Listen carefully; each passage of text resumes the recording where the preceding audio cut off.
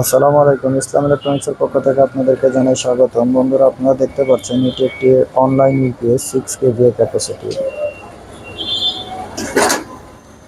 আমার বড় ভাই আমার কাছে ইউপিএসটি নিয়েছে। ইউপিএসটি ব্যাকআপ টাইমে ফল্টে চলে যায়। এই ইউপিএসটি 20 battery system, single phase output করে। এটি তার কন্ট্রোল কার্ড। এই কন্ট্রোল কার্ড দিয়ে গোটা সার্কিটটিকে সে মনিটরিং করতে থাকে। এটি তার চার্জার ইউনিট। এই চার্জার ইউনিট দিয়ে সে ব্যাটারিকে চার্জ করে এবং আউটপুট করতে থাকে সে। এই ইউপিএসটি ওয়ার্কিং প্রসেস, যখন ইনপুট সোর্স 220 ঢুকবে, এসি ঢুকবে, এসিকে ডিসিতে কনভার্ট করবে।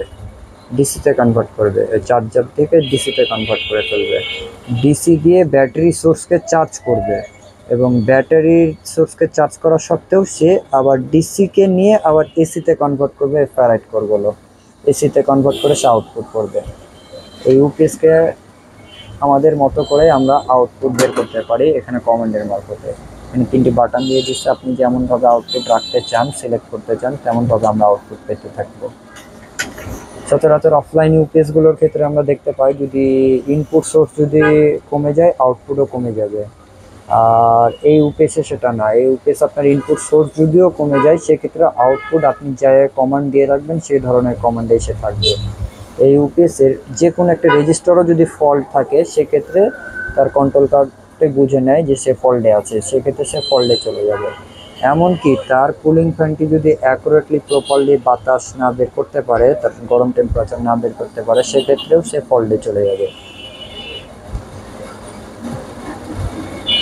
এই ইউপিএসগুলো সচরাচর medical equipment, MRI machine, x-ray machine, এইসব ডিভাইসগুলো, নামি দামি যেসব ইকুইপমেন্ট, সার্ভার লাইন, সেসব কাজগুলোতে এই ইউপিএসগুলো কোম্পানির রিকমেন্ডেশন অনুযায়ী লাগাইতে হয়।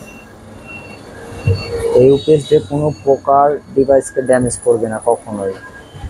এই ইউপিএসটি পৃথিবীর যে কোনো প্রান্ত থেকে আপনারা মনিটরিং করতে পারবেন। যে কোনো প্রান্ত থেকে তাকে অপারেটিং করতে পারবেন। অন অফ কন্ট্রোল, কতক্ষণ ব্যাকআপ নেবেন না নেবেন, সব কমান্ড দিতে পারবেন। এটি পিওর সাইন এফ আউটপুট করবে। যদি আপনার ব্যাকআপ টাইমটা বাড়তি করতে হয়, তো সেক্ষেত্রে আপনাদের এখানে একটি অপশন করা আছে। এই অপশনে আপনারা এক্সট্রাভাবে ব্যাটারি প্যাক লাগিয়ে ব্যাকআপটাকে বাড়াইতে পারেন।